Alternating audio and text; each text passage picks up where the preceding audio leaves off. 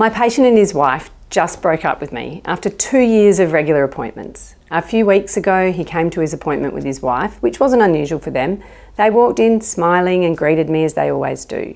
So I asked my usual opening, "How are things? What's been happening?" They looked at each other, paused and said, "We're breaking up."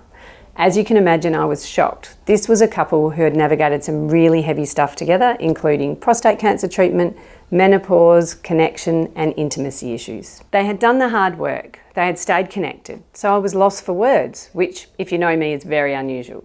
Once I gathered myself, I said, "I'm really sorry to hear that. I thought your relationship was going well." They burst out laughing and said, "Oh no, not with each other. We're breaking up with you."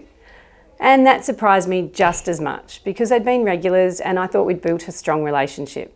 But as we talked more, it became clear that what they really meant by breaking up with me was that his journey as a patient at Restorative Health Clinic had come to an end because we'd successfully treated the erectile dysfunction he'd been struggling with as a result of his prostate cancer treatment.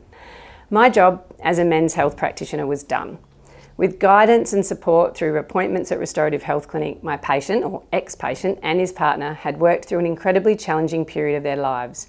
And as a clinician, it's the best possible outcome. But it is hard to say goodbye to people you've treated and supported for years. People whose stories you get to know, people who you genuinely enjoy seeing.